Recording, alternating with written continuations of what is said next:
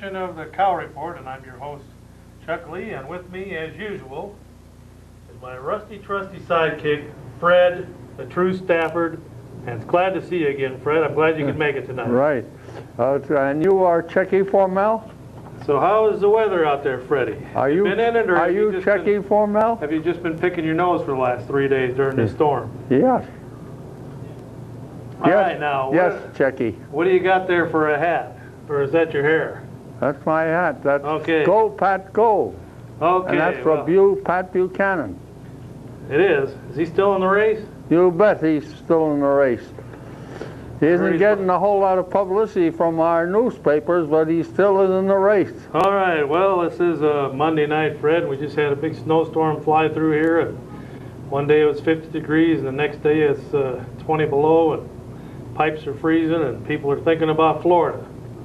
Yes. And the Caribbean. But we try to keep everything going around here. You know, there's so many people leave for Florida, Fred. Somebody has to stay back around here and do the radio and TV and the newspapers and yes. keep the machinery going. Yes. And sometimes you wonder if there's anyone left up here to watch. But of course, on this program, Fred, from our ratings, from our private surveys, we know that thousands of people watch this program, and we get calls and people wishing us well at all times. And I know when you're out drinking, you get people coming up to you saying that they like the show. And I don't drink. well, when you tip a few beers, I know you don't sip much, but maybe half a glass or something on a cold evening and down at the Legion on Water Street or whatever. But anyway, Fred, so as usual, boy oh boy, have we got a lot to talk about. Yes, sir. Now I understand there's some kind of a deal coming up this tomorrow night about 7 o'clock or so. Could you tell the viewers about that, Fred? 7 o'clock at the Knights of Columbus Hall at 2708 Thomas Drive. There will be a meeting at which we will hear from the president of Morality and Media of Wisconsin, Dom Gordon. All right, Dom Gordon. Now, where's she from? She's from Rothschild. Rothschild. Is that in Wisconsin? Yes, it's in Wisconsin. And what's that going to be all about now? It's going to be talking on pornography, what happened at the last hearing that we had down in the state legislature on the amendment to the Obscenity Act. So what'd they do with that deal anyway? Well, it's waiting to come out of committee and be put into the... Want me to put... There you are, Fred. We're right getting there. closer.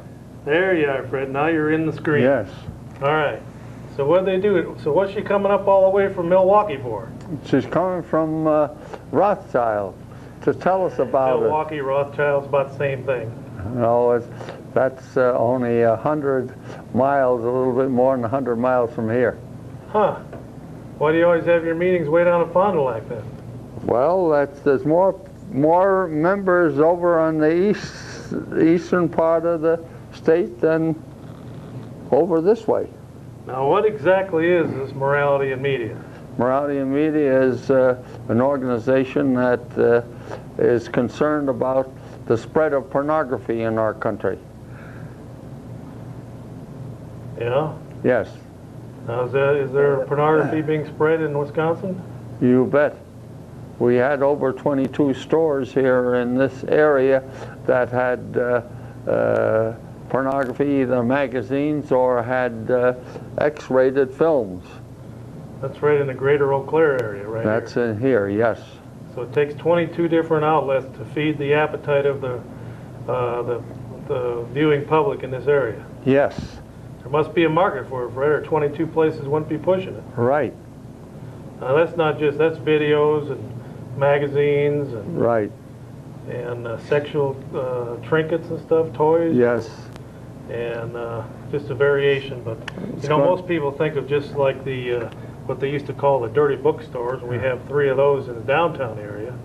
They've pretty much been contained down there for years, but as far as the number, there's only 3 of them down there. But Isn't this thing becoming suburbanized now? It's spreading out into the... It's spreading out into the outside of the Eau Claire area too.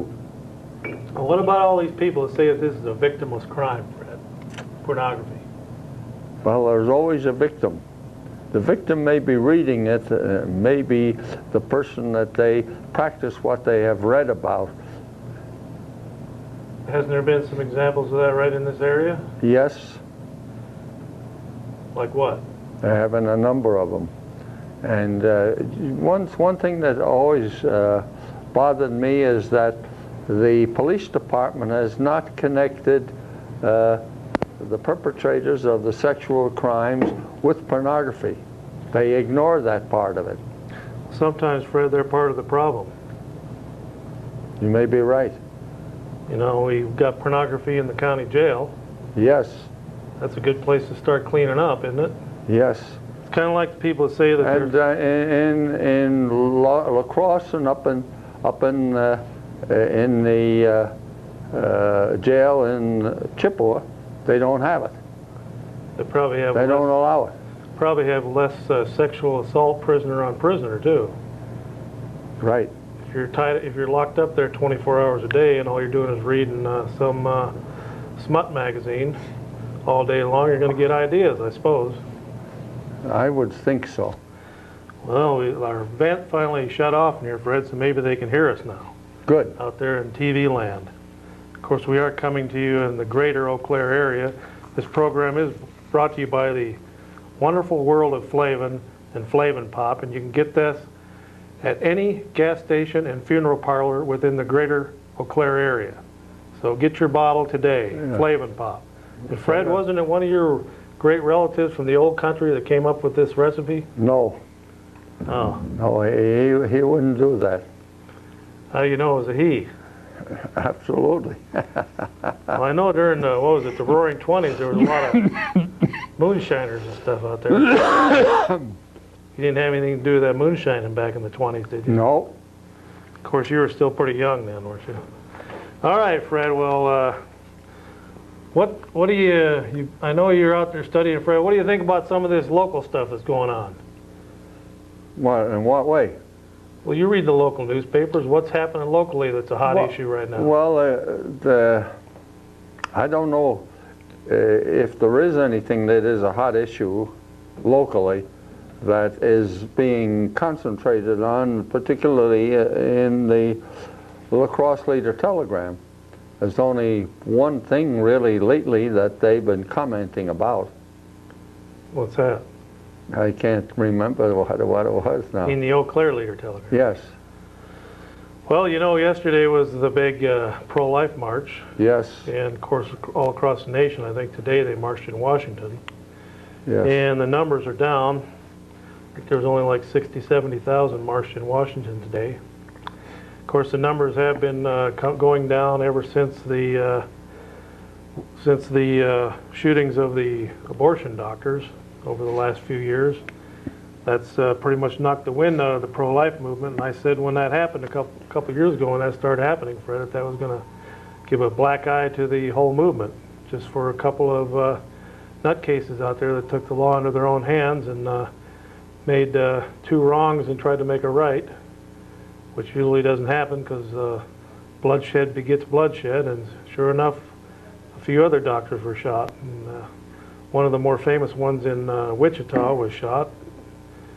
They call him Infamous ones. Tiller the Killer, or was that his name? He was shot in the arms, but there's been several that have been murdered, Fred. So it's gave the whole movement a black eye, and they don't need that right now. But Very Fred, true. like I said a couple of weeks ago on this program, I personally believe that this whole conservative right-wing movement's kind of hit its high water mark. And to back up what I've been saying, you can see in tonight's Leader Telegram where even Rush Limbaugh's ratings are starting to drop.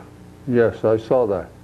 And that he's kind of a barometer of the conservative movement, Fred, and even his ratings are dropping. And Pat Robertson, the PTL or the 700 Club, they pull stations left after right. All across the country, they've had to shut down stations that weren't paying for themselves, and so we could be seeing now the receding back of the high water mark on this conservative movement, which you see in history, Fred, in politics in the United States. You've seen it ebb and flow. The pendulum swings conservative to liberal, and then back moderate to conservative, and we see that with a lot of things. We see it with drug usage and our tolerance towards drugs. We've seen it with the death penalty, and people swing all hardcore towards death penalty in every state, and then we see the pendulum start swinging back the other way towards knocking out the death penalty. So it's an ebb and a flow, Fred, in government and politics, and right now it looks like things are starting to shift back a little bit, which I don't know if that's fortunate or unfortunate. What do you think, Fred? I think there's a certain element of truth to that, and it's happening. And I think, too, one of the reasons for it is you don't get much publicity in our press. Our press has gone to the left. It's not conservative anymore. And they don't, for instance, they give very little publicity to Pat Buchanan. They give the publicity to the so-called middle-of-the-roaders, Bob Dole, and to his friend Phil Gramm, and others of that stripe. Well, now, Fred, 6 of the 10 Republicans running for president are pro-life. Yes. That's 60%. So the odds are probably in our favor that a pro-life candidate will come out of the convention in '96 in San Diego. Yes. Because Bob Dole says he's pro-life. Even though he's waffled a few times, he's... I know it. And, of course, you got Pat Buchanan, and Phil Gramm says he is. Alan Keyes. You got the guy from Indiana, and Lugar. Bob Dornan. Dornan. Yeah, but you know, those guys don't have anything. To my way of thinking, they don't turn me on. You know, you put the whole bunch of them together, they can't even come up with enough percentage to beat Dole. You mean you can't beat Clinton? Yeah, I don't even know if Dole can. I don't think he can. Well, Fred, we better take a call and see what the viewing public thinks about it. Go ahead, caller, you're on the air. Yeah, I got a question about what you said about the pornography issue in the jails and whatnot. Yeah. Well, you see, I've been incarcerated a few times in my lifetime, and I tell you, it was quite a solace to have that pornography in the jail there, because what all with walls and whatnot you got to stare at all day, you need a little something to help the old work go by all right. Yeah, it kind of helps you, lubricate you up there too, so that the stronger can prey upon the weaker too when the jailer's not looking, right? Luckily, I'm one of the stronger. Yeah, well, that sounds like that's what we need, is more of that pornography in the jails, Fred, so the strong can prey on the weak. Yeah. Okay, Freddie.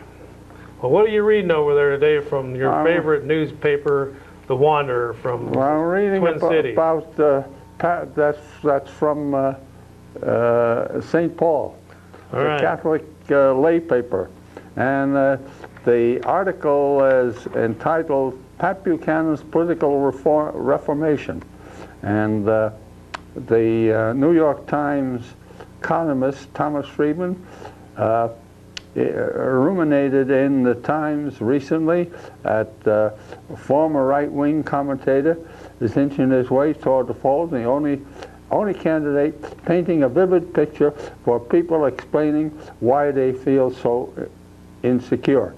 And economist E.J.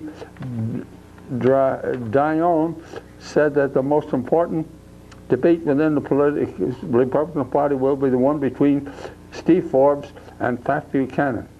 Then again, the New York Times looked onto the screen with a not so unfriendly full-page report on Buchanan's unconventional economic wisdom. Well, that's so true, Fred. You know, Fred, speaking about pornography there for a second, I just saw an article here. You know, CompuService, one of the biggest internet computer hookup services where you use your phone lines and you can get into the internet, and they call it the superhighway. Well, CompuServe has announced plans to reopen access to 200 sexually oriented internet forums to all people, with the exception of its German customers. The online service is reworking software that will prevent only Germans from accessing the news groups. Acting on an apparent mandate from German prosecutors, CompuServe banned worldwide access to the questionable news groups in late December, sparking a debate over censorship. So the pornography is going to be back flowing on the internet worldwide except for Germany. Better take a call, Fred. Go ahead, caller, you're on the air. Go ahead, caller, you're on the air. Hello. Yeah. Yeah, I'm calling in. It's good to hear Fred lost his cough this year. It's He's working on it. Well, see, what it is he swallows wrong, and then gets a little bit of saliva in his lungs, and then he coughs. yeah, but yeah. So what's the focus on the show then? Well, Fred's got a big wingding here in town tomorrow night. What's going to focus on pornography? Now, where that? What time and place? 7 again? o'clock in the Knights of Columbus Hall, 2708 Thomas Drive. That's right behind the parking lot of the Middleford Clinic. The president of the Wisconsin The president chapter. of the, Dom Gordon, the president of the Wisconsin Morality and Media, is going to be speaking and talking about some of the experiences that she's had in the field. What do you think about access to pornography in the Eau Claire area, caller? I'm against it. I don't think, especially for kids, it's. You know, here on the Cow Report, we're in our 10th year of serving the viewing public of the greater Eau Claire area. And you know, for years, I pounded this table about smoking and allowing kids to get easy access to tobacco in the Eau Claire area, and the billboards praising all kinds of different cigarettes and the magazine ads. Well, you've seen finally where a group here in Eau Claire sent out some 14, 15-year-old kids, and they were able to get cigarettes almost 50% of the time from retail establishments in town. I just wonder how easy it is to get pornography for the minors in this area. Fred, what do you think? Pretty easy? I don't think there's any problem at all in getting it. Maybe we ought to take some minors into these 22 video outlets and magazine places and send them in there and see how many of them could buy, Fred, and then put a list of the ones in the paper that we're able to buy from or rent. See what they think about that. Yes. Well, what do you think about doing that, caller? You think that would do anything? Well, it might. I know when I was a kid, 15, 20 years ago, it was easily to get, and I have kids myself right now that, you know, the way this country is right now, it's just, it's going to hell in a lot of ways. So. Well, you know, it's easy to go in and get drunk in a bar. A girl that I work with, her roommate got picked up in a bar. She was underage. She was drunk. She was taken home by this guy, and he pretty much raped her. You know, they were acquainted, so I guess you'd call it a date rape, but she was a minor. So I think that tavern should be held partly responsible, and in some states they are. You serve minors and they go out and get killed in a car wreck, or they go out and something like that happens to them, or they walk across the street and get hit by a car, that bar should hold some of the responsibility for serving that stuff up until they can't even walk. That's right. They're just interested in making a buck, and they should be checking that stuff. That's their job. So we got cigarettes, we got booze, we got pornography, and we got drugs. They're all supposed to be victimless crimes, Fred, but how come there's bodies all over the place? How come people are in prison, and people in wheelchairs, all these victimless crimes? Body count's pretty high. Right. Well, caller, did you have anything you wanted to discuss tonight? Oh, not really. Just I'd call in and voice my opinions on. How do you like our new set here? Can you hear us out there all right in TV land? Oh yeah, it looks a little fancier than the last time I saw you guys. So. Well, they're slowly getting it wired up here. It's going to rival Channel 13. Of course, Fred, we steal all their viewers until 10 o'clock anyway now. They might as well have just as good a studio and sound and everything as they do. Yes. Cameras, so either that or they should just let us have their studios down there between 9 and 10. That would be the fair thing to do. Yes. Well, we want to thank you for calling in and continue to watch the show. And of course, we always got Fred the True Stafford here to keep everyone on the bubble. All right, good luck, you guys. All right, thanks. What do you got there, Fred? I know you got something. I say from the New American Magazine, which is published in Appleton, Wisconsin, and there's 1,000 cuts, GOP presidential politics, in the December 11th issue. I felt one important issue was left out. Reporting on Clinton's request. Clinton and Dole co-sponsored a so-called terrorist bill, S-735, which threatens every American freedom in the name of combating terrorism. Republicans passed the Dole-Graham-Hatch bill by 91-8. This legislation jeopardizes individual civil liberties, pushes aside the Constitution, expands government power in an unprecedented manner. And both Dole and Graham cannot be trusted. Their integrity and honesty are negotiable. As your article revealed, they put party politics, political power, and compromise the principle ahead of freedom and constitutional rights. Go ahead, caller. You're on the air. Yeah, I am a minor, and me and my friends have tried to get some pornography, and it is very easy. It's much easier than you think. You can just go to about anywhere and pick it up. Which is easier, pornography, cigarettes, drugs, or booze? I don't smoke. I've never tried to pick up cigarettes. I don't drink either, but I'm sure I could get that pretty easy. Drugs would probably be the easiest because it's sold in schools, and it's just everybody selling it. You know, so you say it's been easy for you to get pornography. What type? Like videos or? Magazines. Pardon? Mostly magazines. Oh, magazines. I wonder how hard it is to rent the videos. I know just a lot of these places, they just have a curtain, or they just might have a section that says adults only. Oh, heck yeah. All the grocery stores and everything, they just have a little section there specifically for. I've been in Ron's and Cassidy's. I don't think they have any X-rated stuff. Neither one of them do. I think Megafood does. One of my friends was telling me about that. And they might have something risque, but I don't think they're... Actually, we're talking about X-rated stuff, triple X, and we're talking about the real thing. There's about 20 places in town that push the real, just as dirty as the stuff down at the 3 places downtown. Yeah, I've heard about the 3 places downtown. Yeah, they've been here for several years. I guess they're making money. I heard he was going to try and shut them down. Pardon? I heard he was going to try and shut them down. Heard a lot of complaints about them.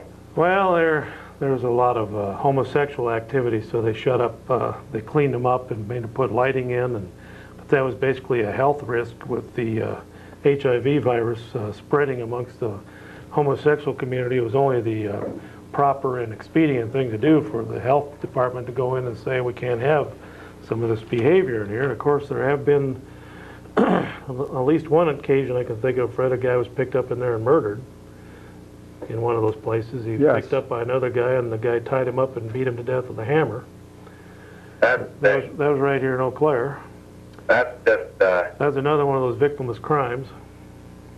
Of course, we got another victimless crime. They're digging up bodies now in the Eau Claire area from some drug dealings. That's another group of victimless crimes. So far, they think there's at least 3 bodies buried in the Eau Claire area from some bad drug deals. And of course, those are some more of those victimless crimes out there. But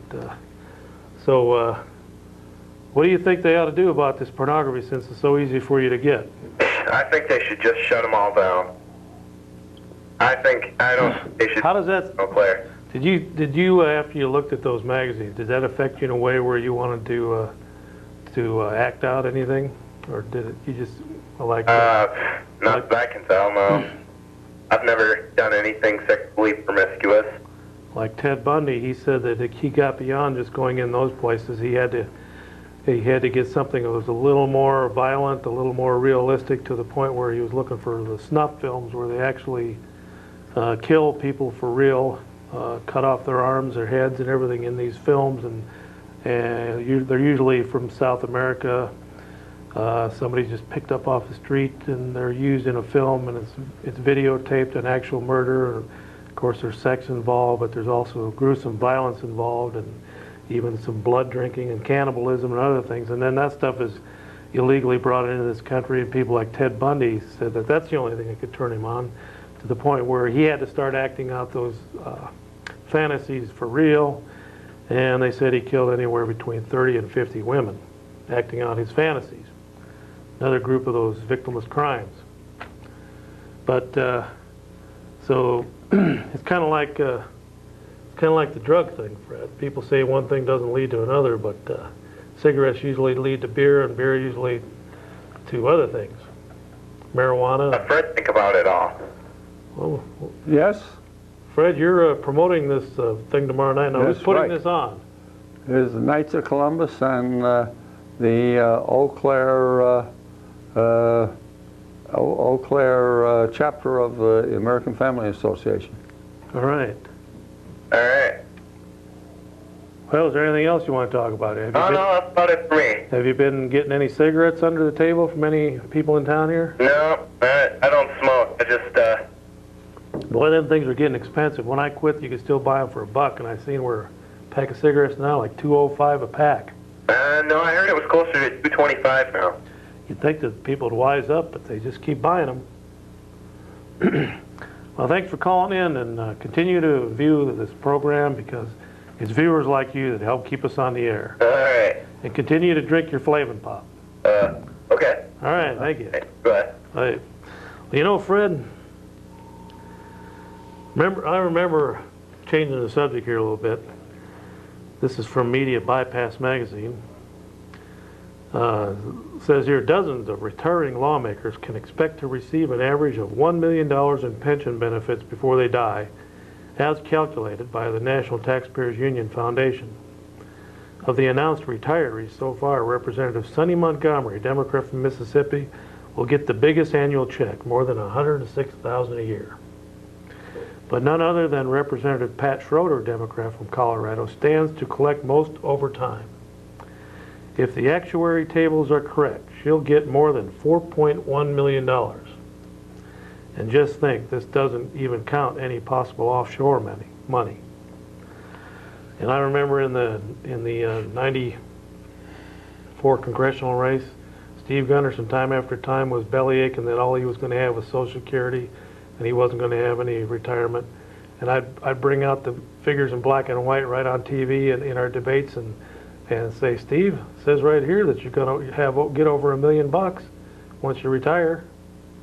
But he didn't want to fess up to it, Fred. But I mean, these guys have paved the way to make themselves multimillionaires. Yes. When they retire out there in Washington, with all the freebies and all the retirement and all the insurance and everything else. These guys have set up their own little fiefdoms out there. Fiefdoms. Thiefdomf. M. Apostrophe P-L-M-N-O-Q. Go ahead, caller, you're on the air. Yeah, hello. I think Fred's a little repetitious in his thinkings, and he should move on to some newer issues for a change. Well, could you give him, well, he does tend to dwell on about 3 subjects. Could you give him some pointers on something new?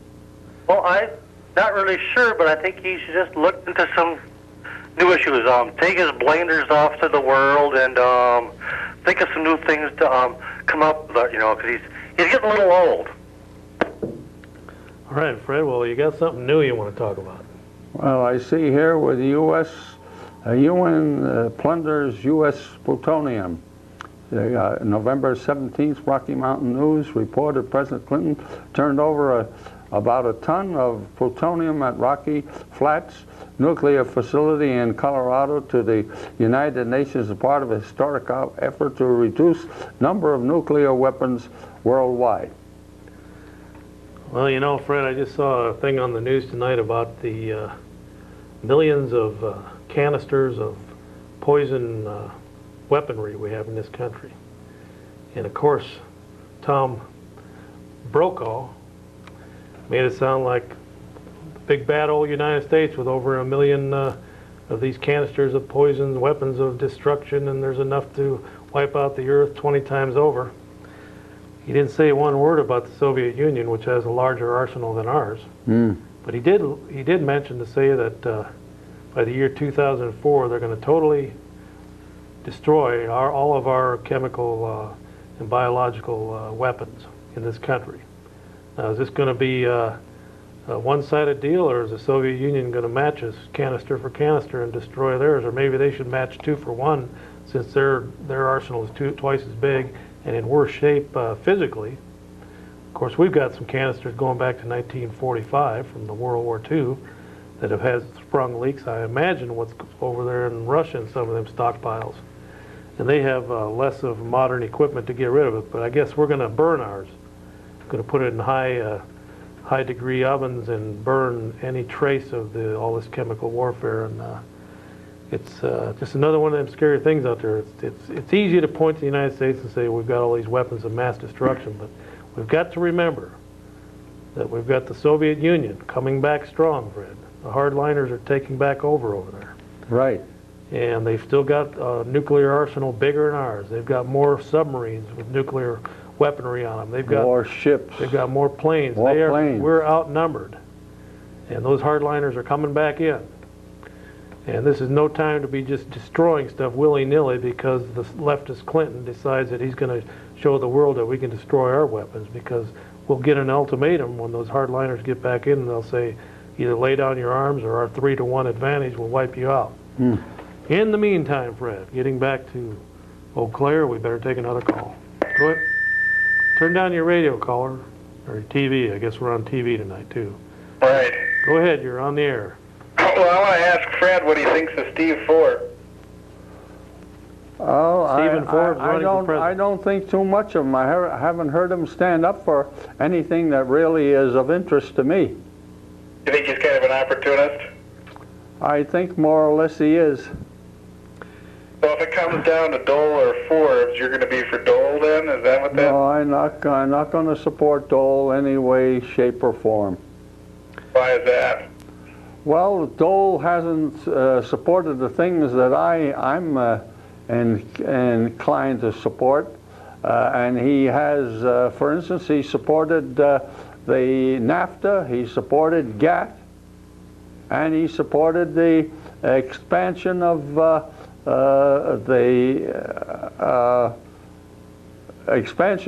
our. Well, Fred, you and millions of other people that say they're not going to support Dole, you're pretty much guaranteeing that we have 4 more years of socialism in this country then. Well, and they'll really be entrenched in another 4 years. You have four more years of socialism with Dole. Bob Dole ain't that What bad. about Phil Graham? What do you think of Phil Graham? He may be a little bit better, but not a whole lot. Speaking of Phil Graham, here's a quote of the day from Phil Graham. It says, Bill Clinton can get on the 3 sides of a 2-sided issue. That's what Phil Graham said about Bill Clinton. But yeah, Graham is fairly conservative too. He was a former Democrat, and I know people like Bob Doran have said that he remembers when Phil Graham was voting with the liberals, but he's done a turnaround over the years and became more conservative. But I'll tell you, if the Republicans don't quit bickering and get behind one candidate at the San Diego convention, whoever it is, we're going to guarantee that that Bill Clinton and company has another 4 years in power. And I'm telling you, Fred, the heads of those departments are stealing this country blind. Cisneros, in Cisneros' office, Housing and Urban Development, there's $200 million missing. Hazel O'Leary is spending hundreds of thousands of dollars flying all over the United States, all over the world, visiting capitals and trading trinkets. You got Ron Brown that has used so much money in his running around the world that he's had to borrow money out of different departments to cover his bills. I mean, these guys are just high living, high rollers, and they're stealing the taxpayers blind, and you're going to have 4 more years of that unless you decide who you're going to have. Well, that's why I say president. we should support Pat Buchanan. Yeah. You and about 10% of the others. It'll never happen. Fred. What if Pat Buchanan can't win, though? He can't. If he was going to win, the polls would have started rising. He's not doing that well. I know, he's losing ground to Steve Forbes in New Hampshire right now. He's holding his own in Iowa because He's like 4th behind Dole, Forbes, and Graham. it doesn't look good unless Graham or Forbes drop out. Forbes has got enough money to hold out till the end. He could be another wild card, kind of like Perot's, but he's on the inside, so he could hang around till the convention with a couple hundred delegates maybe. But Buchanan could likely go into the convention with about as many delegates as he had in '92. Well, Fred, what are you going to do if Pat Buchanan drops out? Well, then I guess we'll have to support the Taxpayers Party candidate. He's the only Republican you'd support? Well, I like Alan Keyes and I like Bob Dornan. They're not doing that well either. Well, they aren't doing that well as right. I agree with you. But the people have to wake up and What read about Phil Graham? something. You don't like Phil Graham? You don't think he's conservative enough for you? He isn't conservative enough as right. He has been on both sides of the issues. Well, Fred, in Washington, the name of the game is compromise. These guys have been in power long enough that they know they got to give something to get something. And that's why Dole looks like he's all over the map on some of these issues. But I'll tell you, George Bush is looking pretty good. Ronald Reagan even looks better, but those days are gone, so we got to settle for what we can settle. And Bob Dole's getting almost half the vote. In any poll, he's right around 50%. Yeah, but you know, I've never been asked who I support by any of these polls.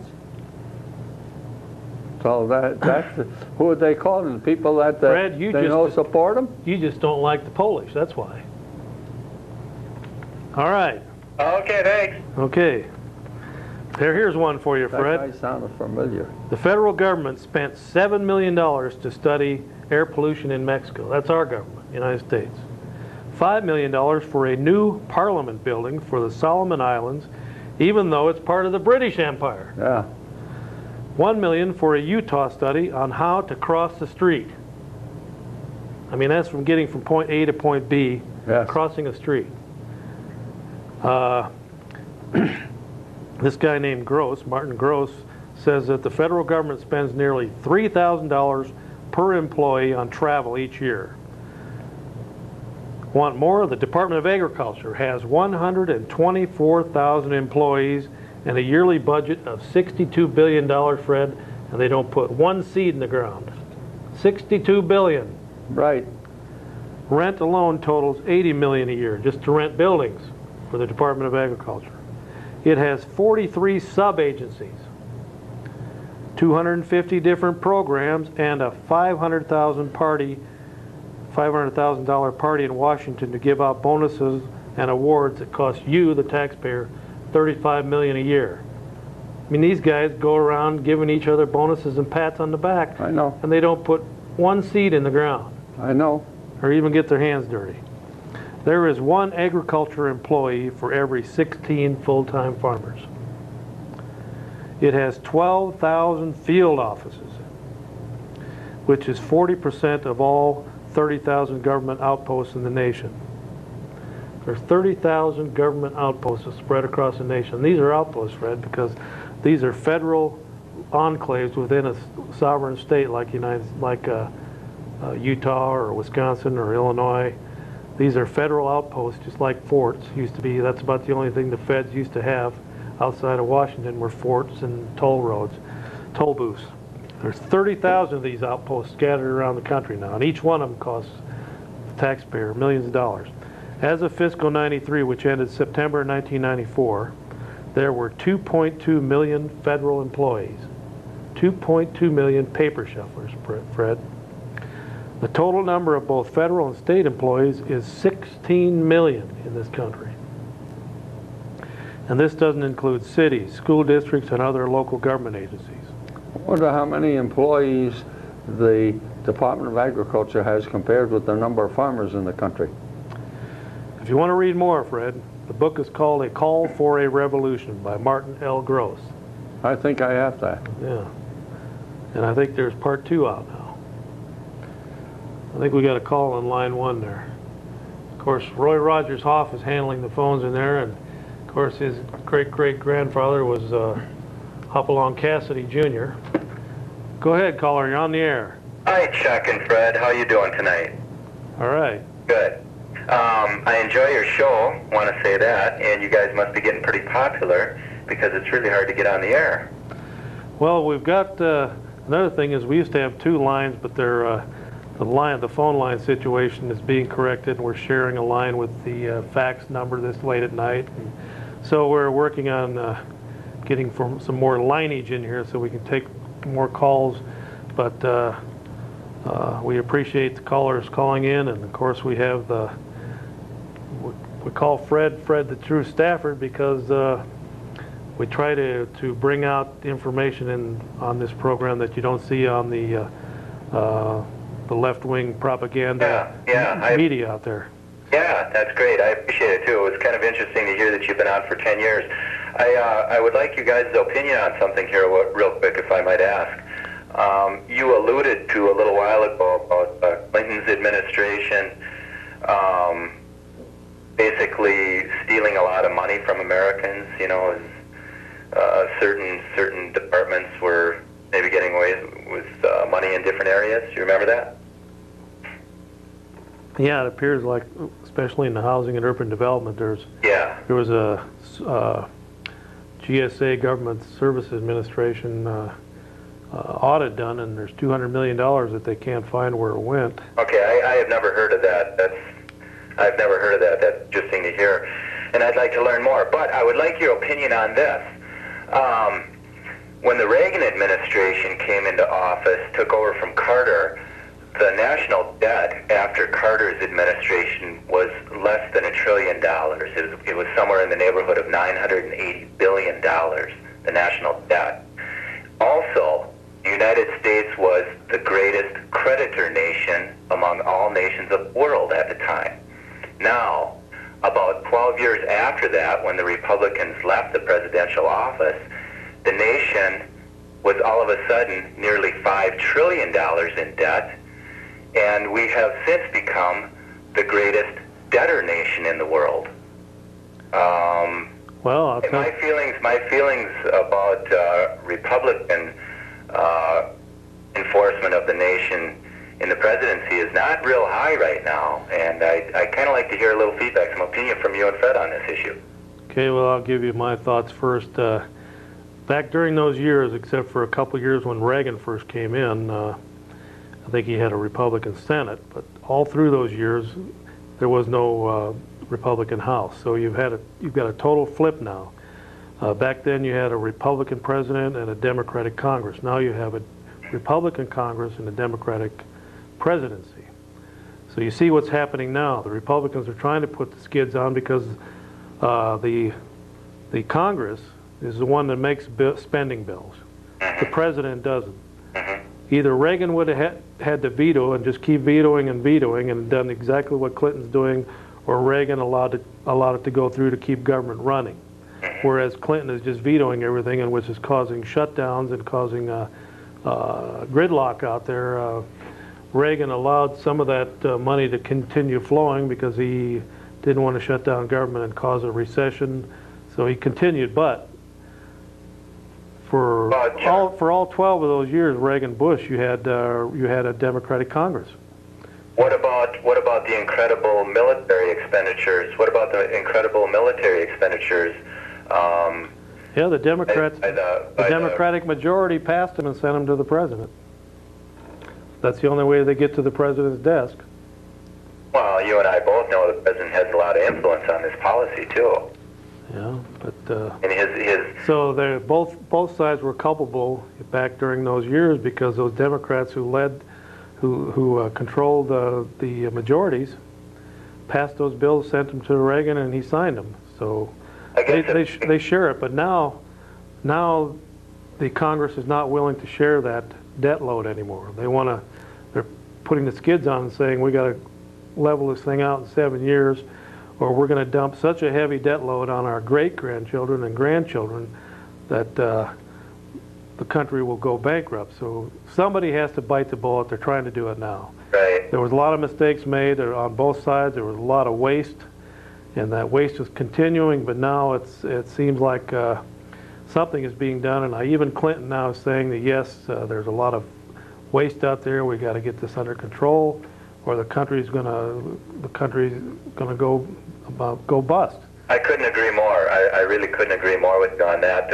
I guess the only real problem that we're facing right now is all the political infighting that's going on over this budget crisis. And I guess the final piece of the final opinion that I want to state here is that it really is important that they do something about the budget, that they balance it one way or another. Yeah, somebody had to bite the bullet. Unfortunately, it's coming on Clinton's watch, so he's taking some of the blame, but it was just a matter of time. They weren't willing to do it during the wild and free-flowing, money-flowing 80s. So Let me ask you this. How can the Republicans justify a tax cut when we need to be saving money? We're still $5 trillion in debt. How can we can't even balance the budget, let alone work on cutting down this debt. How can the Republicans possibly justify a $180 billion tax cut in the face of a $5 trillion debt? Well, here, let's have Moneybag Stafford answer that question, because he's one of those rich Republicans that's going to benefit from this tax cut. Is that right, Fred? Not really. No, I would say that that it's going to that tax cut is going to enable people to spend their own money rather than the government spend it, and that is going to put people to work. That's that old trickle-down theory that Reagan. But actually, this isn't. Actually, people will see this in their paycheck. I don't know. Gonna see, I feel the poor have gotten poorer and the rich have gotten richer. Well, that kind of philosophy. That's a fact, but that was done under Democrats and Republicans. I don't know. I mean, like I said earlier, you had all during those 80s and into the 92, up to 94, you had Democrats passing these big budgets, taking the tax dollars and pumping them into the economy that way. This way, with a tax break, if that tax break is not just given to the rich, but it's spread out so that the 9-to-5er with 2 kids and 2 cars out there, if he gets a break to where he has maybe $20-30 more in his paycheck every week, then that money will get into the economy and keep the economy going. But well, you and I should be able to imagine pretty well that $20 or $30 in a paycheck is not really going to do a lot for a single individual. However, for somebody who's very wealthy, maybe 10 or 15,000 more in their paycheck, that certainly is a significant amount. But I do have to agree to you that the poor are getting poorer, because there are more poor crossing the borders and coming into this country from all over the world. And you can't keep pouring poor people you can't keep bringing in more people to share a pie that's pretty much the same, because that means less pie is given out to everybody. That's another good point. So you have to make some good points. I'm going to get off the line here so somebody else can call into you. All right, thanks a lot. Yeah, thank you. But you have to quit cutting up that pie into smaller pieces, Fred. There comes a time when you got to just start taking care of your own, and that raises the American Dream Index, which I coined and is copyrighted. The American Dream Index will rise, Fred, if we stem the flow of legal and illegal aliens, and we allow the people that are already in this country, are already citizens, to benefit from the bountiful harvest that we have in this country.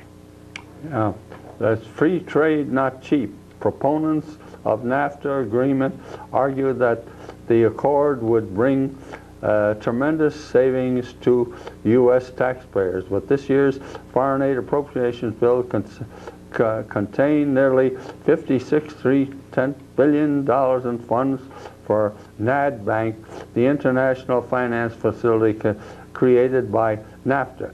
this legislation also allowed NADBank to put U.S. on the hook for as much as $318 million in risky debt. And Okay, Fred, well, getting back to this here federal debt that we're talking about in the United States, you know, we're talking about how the government has racked up these big debts while we continue to take more much-needed exception to the reckless spending of the federal government, says Media Bypass. The consumer debt in this country has topped $1 trillion, and that's Visa, MasterCard, loans, and all that stuff. The consumers out there consuming all these electronics from China. Do you know that China is getting a windfall of billions of dollars of American money right now from every trinket under the sun, everything you can think of? Right. And anyway, it says here, add that to more than $3.4 trillion in home mortgage debt that we have amassed, and you can clearly see Americans' own fiscal house is almost as bad as the government's $5 trillion debt. The buy now, pay later mentality is convenient but very costly in the long run. And that's why Congress is saying it's time to put the skids on. We got to get our financial house in order. It's like a checkbook. You can't continue to write bad checks. Somebody's going to make you pay. Yeah. Well, Fred, we got a call. More bucks for the boats. Go ahead, caller. You're on the air. Is that cow made out of cotton or wool? This one? Or this one? Cotton or wool? I don't know. That was a gift from one of our admirers. And there it is right there. That is the official cow from the cow report. And this is the official cow phone right here. And you're on the cow phone right now. So I don't know whether it's wool or cotton. We haven't checked, Fred. More bucks for Bolsheviks. The Associated Press dispatch of December 18th, new study by the General Accounting Office, U.S. aid to Russia and other Soviet republics has become increasingly effective, coming as it did when the day the Russian Communist Party went from the predominant influence in Russian Parliament. The GAO assessment is a potent indictment of foreign aid. Huh. Yeah, we have given out plenty of money. Go ahead, caller. You're on the air. Yeah, how you doing? I got a statement for Fred, and then I have a question for you, Chuck. Right. Fred, first of all, I was just wondering about, you know, Joel's going to come ahead in the candidacy here, and he's going to be our Republican candidate. And I just want to know whether or not you're going to support him or not. Who? Dole? Bob Dole? I'm not going to support Bob Dole because he hasn't done anything in supporting what I believe should be supported. For instance, yeah, I know, but senior citizens tend to always be the largest percentage of voters, and we're really going to need your support in the Republican ballot. well, they're not going to get it for Dole, I'll tell you that. Well, you can't. I don't know if you do. I'm just saying. I don't know if you can. There's room in the United States for a third party. You know, if your vote goes for a third party, I don't know if that's even going to be worth it for us. It may not be worth it, but I'll agree with you. But it's about time the Republicans concentrate on electing somebody that's going to be able to beat Clinton. And Dole can't beat Clinton. Yeah, I understand that. I'm thinking Dole's the only person right now to be able to beat Clinton. I was just saying we probably need your support on that. Of course, we also have that unknown factor, the parasites out there. Right. And their 10-15% of the vote will probably help Clinton again, and that's why Perot is quietly setting up shop all across the country and getting on the ballot. And make no mistake about it, Ross Perot is in the pocket of Bill Clinton. As a matter of fact, at their big wing ding down there in Dallas, he walked up to Bob Dornan and says, "I don't want you talking about saying bad things about President Clinton." This came right out of Bob Dornan's mouth. He says, Perot said to him in the green room just before he went up to speak, he says, "Don't be bad-mouthing the president." So that tells you where Perot's at. Perot is just a front man for the Clintons and the Democrats. I agree. His job is to help pull enough votes away from the Republican Party to let the Democrats win. But the Republican Party is already split: pro-life, pro-abortion, liberal, conservative, moderate, liberal. There's several issues there that are splitting the Republican Party. Right. And so it's fractionalizing, and plus you got 10 candidates out there. And I've been in elections where there's been a lot of candidates running. It's very hard to put 10 factions back together in time for the November '96 elections. I mean, it's almost February. Yeah, I'm just saying to Fred, we're going to need your support. We're going to need all your senior citizen friends' support too, because, I mean, this is the only person who's going to be able to beat this guy, and we got to get this guy out of office. You're not going to be dull, I'll tell you that. He can't win. Well, I don't know who can then. I got a question for Chuck here. I've read a lot in the newspapers about these blue dog Democrats. I'm not sure exactly what they are, and I was just wondering if you could explain it for me. Blue dog Democrats? Right. I thought they were yellow dog Democrats. I haven't heard them called blue dog Democrats. You haven't heard of that statement at all? I think I know. conservative Democrats, I didn't even know what they stand for. I've read about it in the paper probably the past couple weeks, and I want to know where they came from, what they're up to. Huh. Okay, well, we'll see what we can do there. If somebody can call in about the blue dog Democrats. Yellow dog Democrats, Fred, are Democrats that will vote Democratic even if a yellow dog is running for office. They vote Democrat every time. A blue dog Democrat must be, like he said, must be conservative Democrats. Maybe that's the boll weevil Democrats out of the South, the Southern Democrats, which tend to be more conservative. But we've had a little breakup in our phone there tonight. We might have to switch phones next time we're on the air, because I noticed this old phone here is kind of breaking up on us the last few programs, and I apologize to the viewers out there if they're not understanding exactly what the caller's saying. So we'll try and take another call and see if that's cleared up. Go ahead, caller, you're on the air. Hey, Chuck, how you doing tonight? All right. Hey, kind of busy on those lines there, huh? Yeah, we try to keep the viewers happy out there, of course. Yeah, I got a couple questions for you there. All right. First of all, the minors you were talking about earlier, huh? Yeah? Okay. It's not too hard to get a ID to get in those bars, you know. I mean, anybody can go to a driver's license and get a different ID with their picture, and it's like, you're in for sure, you know. Yeah, I understand there's people just trading IDs. Somebody's 21 and they look similar to another person. They just switch IDs that way, too. I think it's more like the DMV's fault, you know. I mean, they need to do a little bit more background check or something. But see, we've got such a powerful lobby in this state called the Tavern League, and behind them are the breweries that we have in this state. And they're so powerful, and they control government, and they control politicians, locally and down in Madison and Milwaukee, that they're not held to as much responsibility as they should be for people getting drunk on their rear ends in these bars and then going out and hopping in a car and killing themselves or maiming somebody or killing somebody else. And those bartenders that are serving that booze up, they've got to take more of a responsibility, because they're the front line.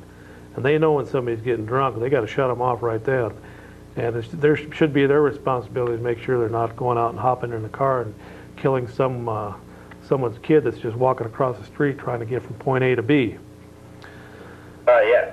I hear what you're saying about that. The Tavern League needs to take more responsibility for it. Either that, or they're going to have to implement what's called dram shop insurance in this state. And I know that scares the Tavern League, because that starts making these bar owners and bartenders more responsible for the booze they're serving up to their clients. This kind of gets off the issue of minors, but, you know, like the stuff that goes on at Lambeau Field, what do you think about that? I mean, it's like all these pack cans just getting wasted, you know, and, I mean, it's kind of out a bad image, don't you think? Well, in that case, that's entertainment, that's recreation time, and that's you know. But it just, I mean, that all should, when that partying's over and the excitement of the game's over, then they got to come down to reality and know that they got to hop in a car, and when they hop in that car, they should hop in as a passenger if they're drunk, and not get in behind the wheel and cause some destruction out there. And we've got plenty of problems in this state with alcoholism and people driving drunk. You can open up the paper every time court's held in this county, you see all the people arrested for DWI. It's a big problem. And the front line is that bartender serving the booze. And of course, you know, the cops are waiting right outside those bars. So wise up. Those cops are waiting right there at a lot of them bars to snag somebody that's weaving. And so it stands to reason that you're going to end up paying almost $1,000 in fines and headaches and stuff to get your license back after you get stopped for DWI. Yeah, but I thought the city had pretty much the most cops in the local area. Listen, there's a lot of money made off this DWI stuff for the court systems. That's And true. right or wrong, but there's money being generated, and a lot of people are getting busted, so you ought to wise up and know that that cop is waiting right down the street behind a building, just waiting for you to leave that tavern drunk and hop in your car and drive. And the facts are right before you when you open up the paper, read it in your leader telegram under the court system. People are getting busted right and left, second time, third time, fourth time. The guy in Altoona, I know he hasn't went to court, or I don't know how that was settled, but the facts state that it looks like he hit a lady, and it's how many times was he picked up for DWI, and he's still driving and hit a elderly woman and killed her. Well, so you're like, you can't blame the bar for that, though, you know? I mean, you can't. Hey, with a character like that they see drunk every night, it's time to shut him off. The bar has to take responsibility. They're making money off that guy.